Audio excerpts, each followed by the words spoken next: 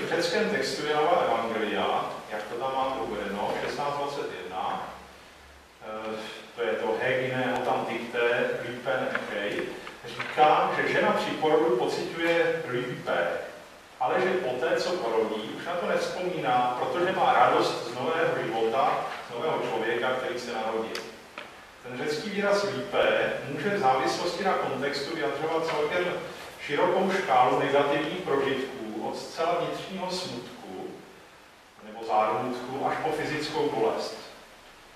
Je myslím naprosto jednoznačné, že Janův Ježíš má na mysli právě fyzické porodní bolesti v tomhle případě. Vulgáta zde nicméně má slovo tristitia, které standardně, aspoň pokud vím, vyjadřuje pouze část semantického pole toho řeckého slova lípe. Vlastně tedy určitý druh duševního strádání, tedy smutek, stesk, zármutek nebo nepříjemnost, můžeme říct, dejme tomu. Starověký překladatel do latiny za řecké lípe mechanicky užil stejného latinského výrazu, který měl už u verse dříve, Jan 16:20. Tam máte hned vedle toho, kde je ale nepochybně řeč o vnitřně prožívaném smutku či stesku učedníků, který tedy budou pociťovat poté, co Ježíš odejde, a který potom zase pomine a obrátí se v radost. Allahe lipe imon, eis charan genesetar, sed tristitia vestra vertetur ingaudi. Staročeský překladatel chtěl asi zachovat věrnost své, tedy chtěl určitě zachovat věrnost své latinské předloze a za slovo tristitia, tedy i v Janově 16:21 za stejné slovo položil odpovídající české slovo smutek. Drážďanská nebo zámutek kutnohorská. I když to v žádném případě nevystihuje situaci porodu a prožívání porodní bolesti. Ani mnohem pozdější kralická, ačkoliv se už hlásí k řecké předloze, a tudíž i při zcela doslovném překladu by dobře mohla přeložit ekvivalentem bolest, tak se neodvážila opustit dávno zavedené klišé a opět překládá zámutek. Barokní katolická svatováclavská, vycházející opět z latinské vulgáty, už jen modernizuje formu slova zármutek. A moderní překlad 20. století Žilka, Čet, Bogner a další, přestože se odvolávají na řecký originál, také mechanicky přebírají to dávné klišé a překládají zase zármutek, navzdory tomu, že Ježíšův výrok takto vlastně nedává smysl. Příklad 3, Marek 14:35. Markovo pašijové vyprávění zmiňuje Ježíšovu modlitbu v Getsemanské zahradě. V moderních kritických edicích řeckého textu, to znamená už v Tischendorfovi a dál až dnes, čteme epites ges kai proseucheto.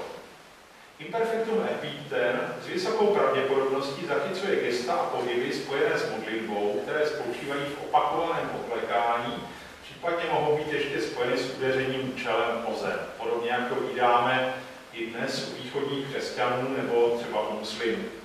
Znění vulgáty procivit super terram et orabat, ale sugeruje jinou představu, totiž představu jednorázové prostrace a následující modlitby v leže. Je to proto, že na místě řeckého imperfekta, epipten, tady máme prostě perfektum, procivit. Staročeský překladatel, který měl přirozeně k dispozici pouze latinskou vulgátní předlohu, ani nemohl latinské perfektum procivit převést jinak než dokonavý bide.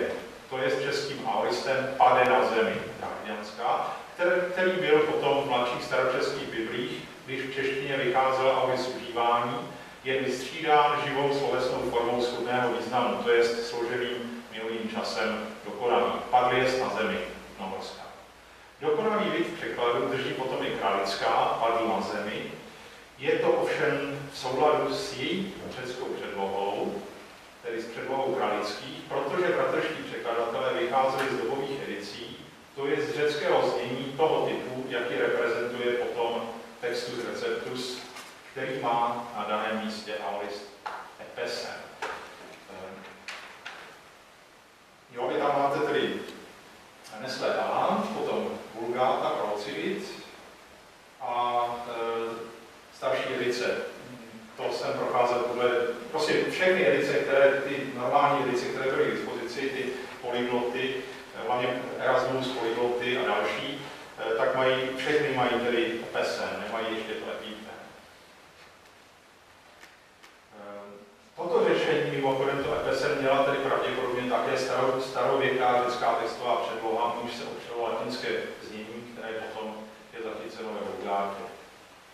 Dokonalý vid má tedy logicky svatováclavská, která se vztahuje k té latinské předloze katolické, jakoby k Vulgátě. Nicméně moderní textová kritika dospěla k tomu, že v původním řeckém znění bylo na daném místě imperfektum, epíktem. Přesto v moderních českých překladech, vzniklých po roce 1900, nacházíme v rozporu s těmi novými edicemi řeckého textu, na něž se čeští překladatelé přímo volávají, tak přesto tam nacházíme znovu a znovu vid dokonalý. Padl na zem a modlil se. Toto řešení mají tedy i všechny tři námi sledované nové zákony, Žilka, Čep i Bogner, a už vyvázuje i všechny ostatní nové zákony. Za zmínku přitom stojí, že katolický liturgický překlad Bogner uvádí v podtitulu, že byl přeložen, cituji, z řečtiny se stálým zřetelem k Nové Vulgátě. Vy tady máte znění Nové Vulgáty. Procidebat superterra et ora. Takže vidíme, že Bogner zde nerespektuje dokonce ani tu svou druhou předlohu, tedy ani Novou Vulgátu. Příklad 4. Jan 20:26. Ježíš přišel za zavřenými dveřmi. Pravidelně ve velikonoční době, tedy i nedávno, se při bohoslužbách čte perikopa o jakoby nevěřícím Tomášovi. Ve versetu Jan 20:26 se posluchači dozvídají, že učedníci byli shromážděni a že, slovy liturgického překladu, nejpočetnější české církve římskokatolické, tedy slovy Bognerova překladu, Ježíš přišel zavřenými dveřmi. Ve skutečnosti zde ale řecký originál má participiální konstrukci genitivu absolutu, ton chiron ke kleismenon, kterou je nutno chápat jako průvodní okolnost Ježíšova příchodu, nikoliv jako upřesnění místa, kudy Ježíš přišel. Ekumenický překlad, který se používá v liturgii ostatních církví, v tomto místě dobře odpovídá řeckému originálu. Ač byly dveře zavřeny, Ježíš přišel. Podobně i evangelický překlad Františka Žilky z 30. let. Při zavřených dveřích přijde Ježíš. On tam má prezent historik.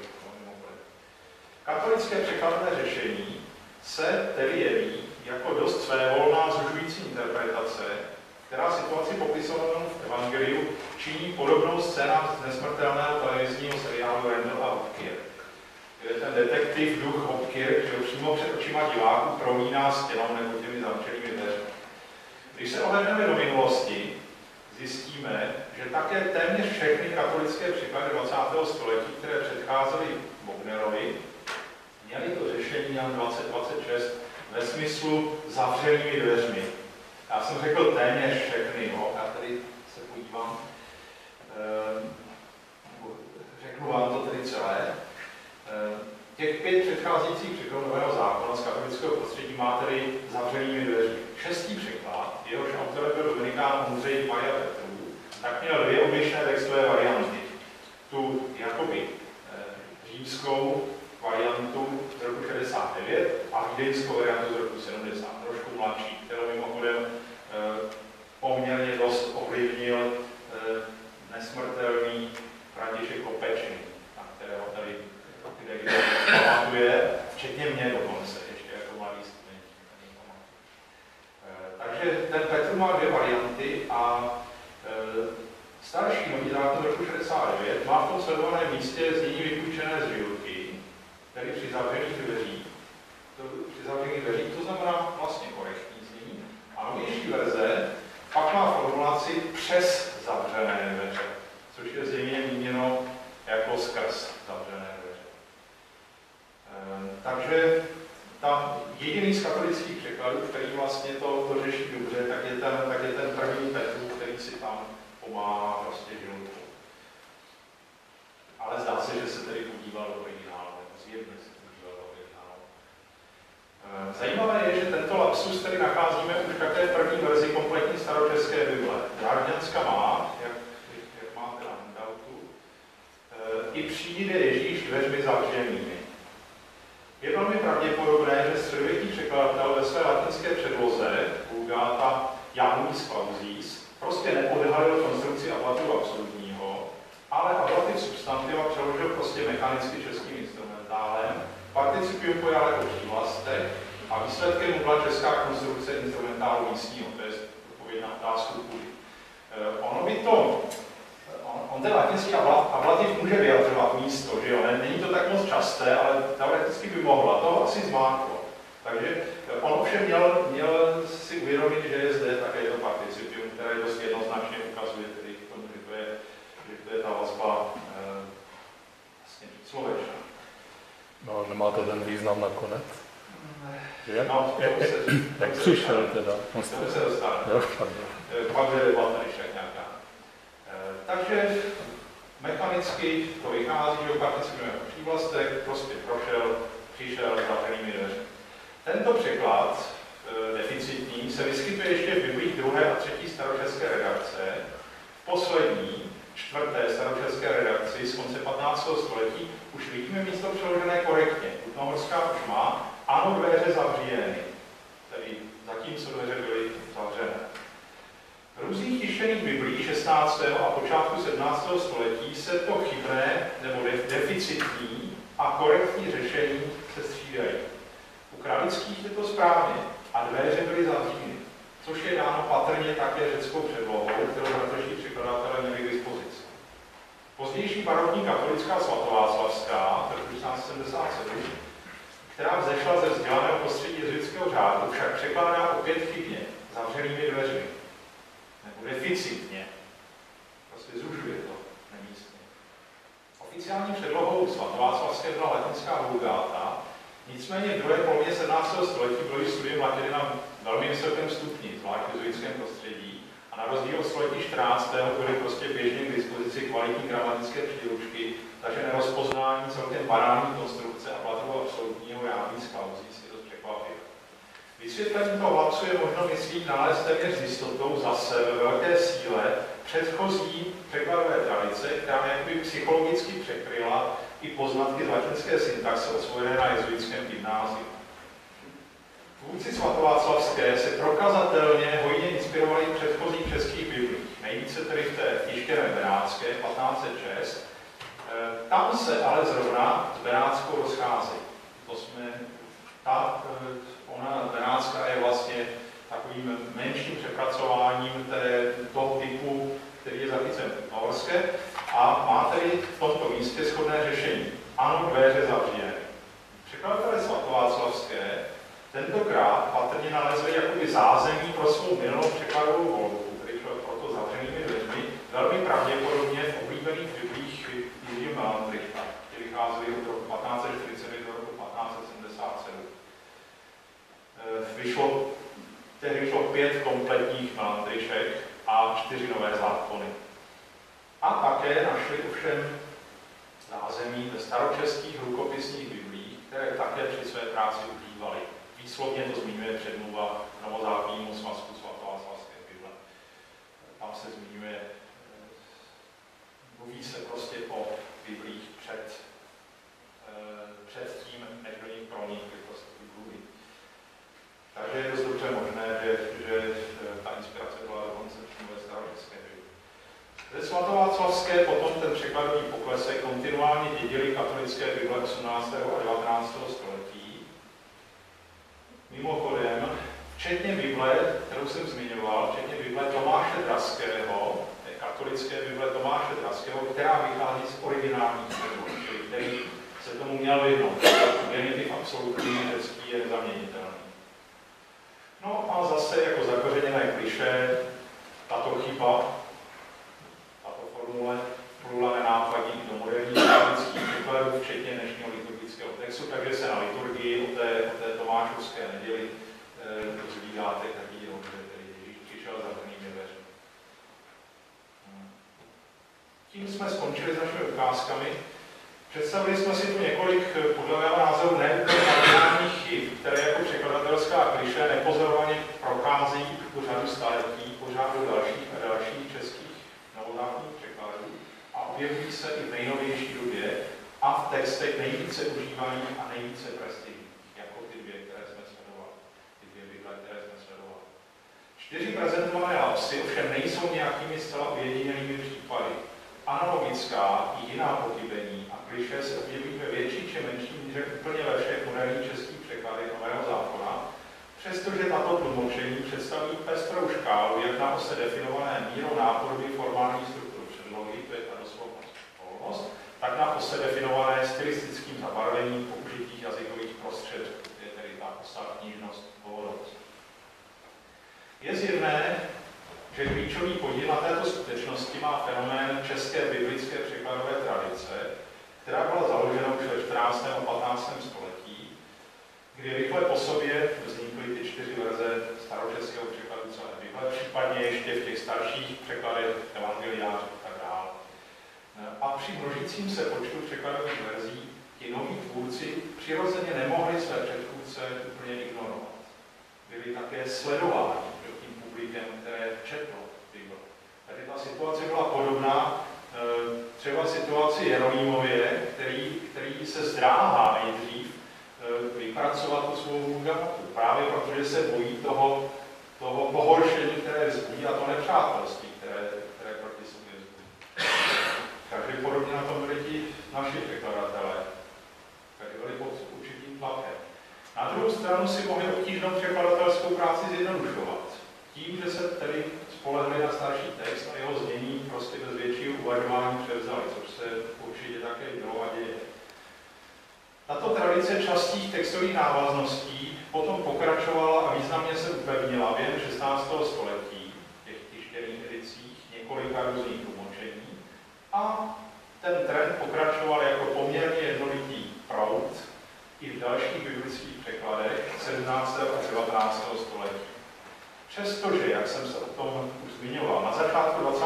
století došlo k opravdu významným přelomovým změnám v celkovém přístupu k biblickému překládání, tak se brzy konstituovala ta nová česká biblická překladová tradice a ta se zase projevuje ve hmatatelných vzájemných vlivech mezi četnými nově vznikajícími překlady. A to přesto, že jsou od sebe mnohdy po metodologické stránce dosti vzdálené. Tam třeba v té mladší knize, tak tam je pojednán třeba překlad Slovo na cestu, což je takový velmi volný překlad, ale i v něm nacházíme, i když ne moc, ale tam najdeme dokonce nějakou stopu třeba kralické. Ale nacházíme tam stopy jiných těch moderních překladů. Dokonce i jehovistická Bible, která vychází z anglické předlohy, tak i v té se najde dost dokladů návaznosti na různé české biblické překlady z doby před tímto překladem.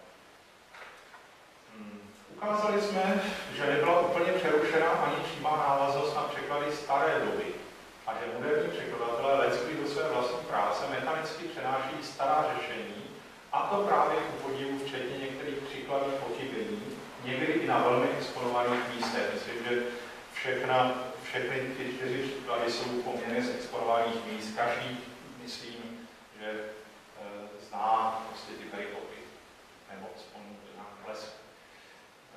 Vzpomene si na. Zdá se, že tvůrci moderních překladů volí takováto stará řešení jednak proto, že při práci celkem hojně přímo přihlížejí textům svých předchůdců, které zase nesou jisté dědictví jiných starších verzí. A dále proto, že mnohá místa leckdy znají po paměti, předčítání při liturgii a zkázání. To myslím, že je třeba i to, žena, když rodí, má zárnutek. Všichni to máme vlastně nějak v hlavě zafixovat.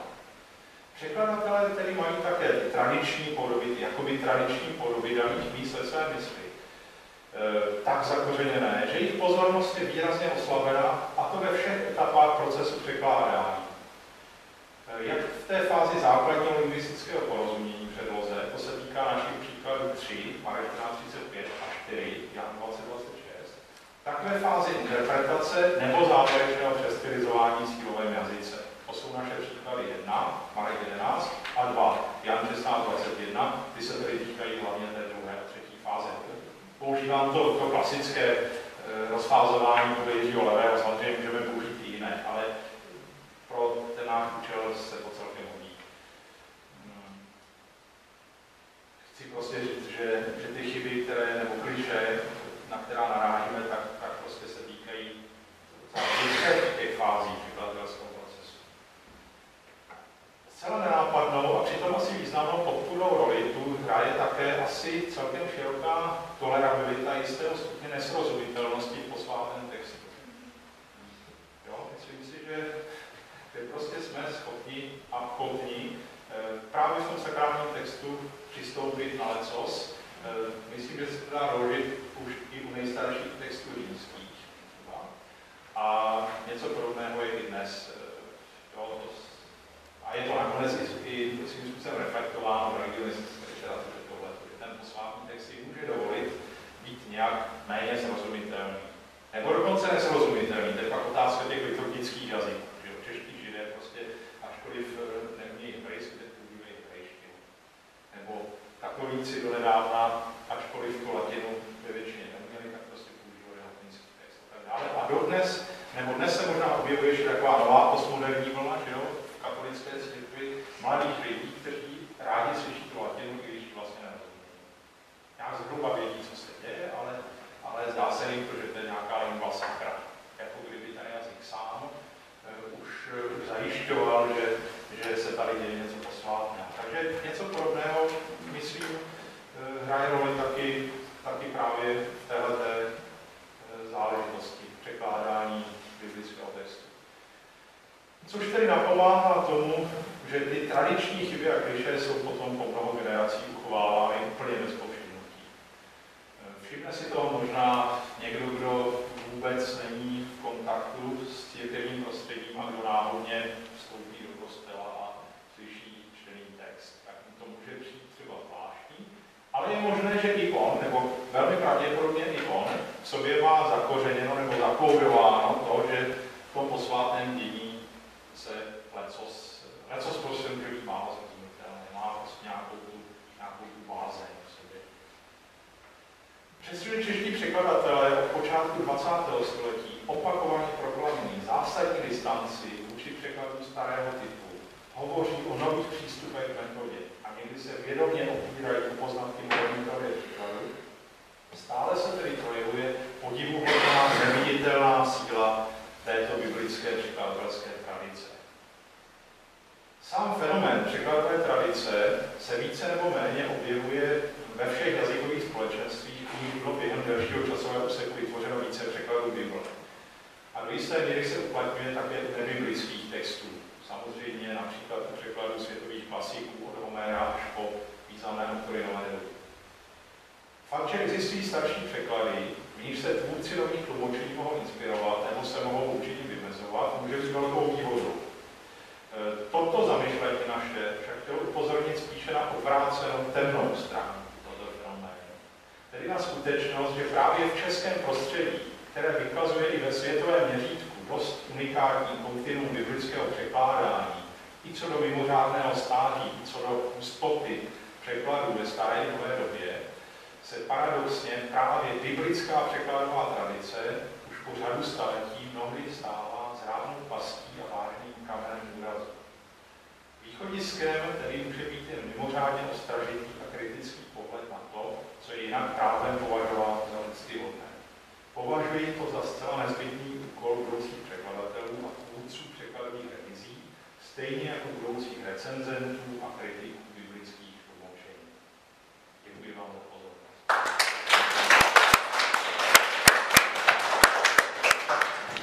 Děkuji vám za poutavý příspěvek a který nám prostor pro dotazy a diskuzi. Tak prosím, bych se hlásil.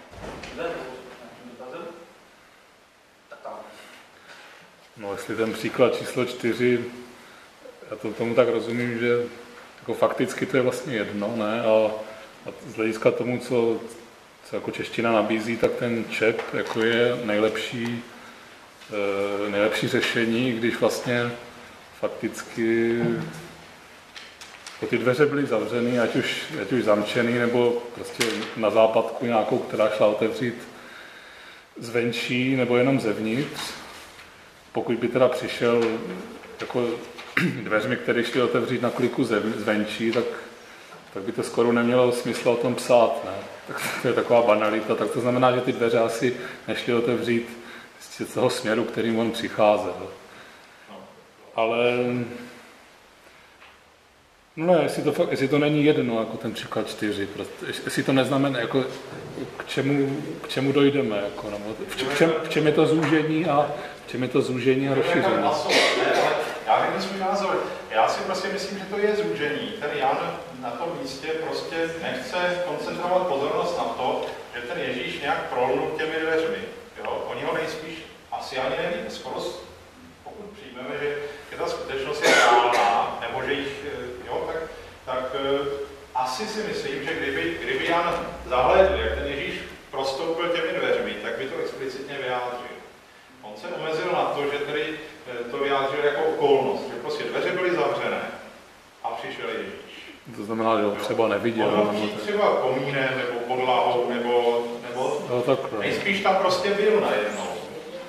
Jo, nejspíš tam prostě byl. A to je taky podstatné, jo, v tom textu.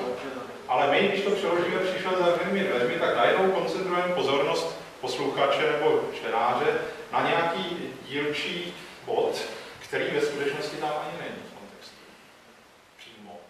Jasně, že mohl prolnout, jo, ale spíš bych se klonil k opaku. No ale je to tam v tom textu zase.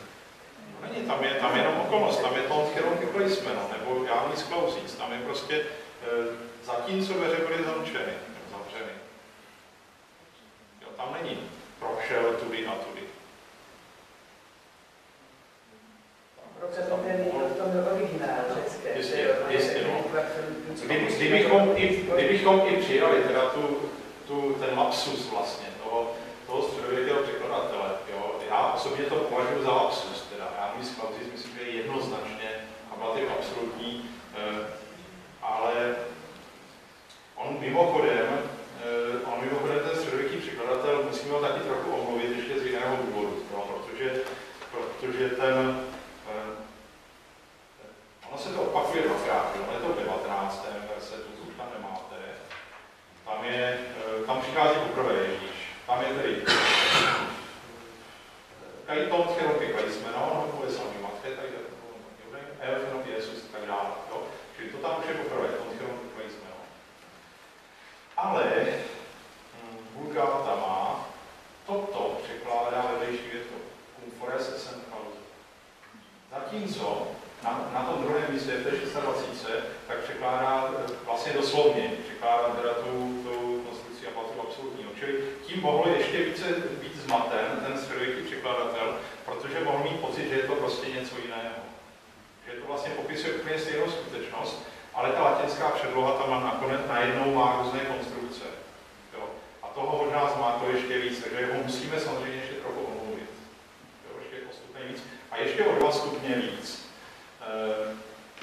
Tam je ještě, my jsme tady někdy v tom, dejme tomu, v té polovině 14. století, pravděpodobně ještě dřív, já jsem se nedíval teda na ty první staročeské evangeliáře, je pravděpodobné, že to bude už tam, jo, čili ještě o pár desítek let dřív. A jsme tady v době, kdy celkem kvete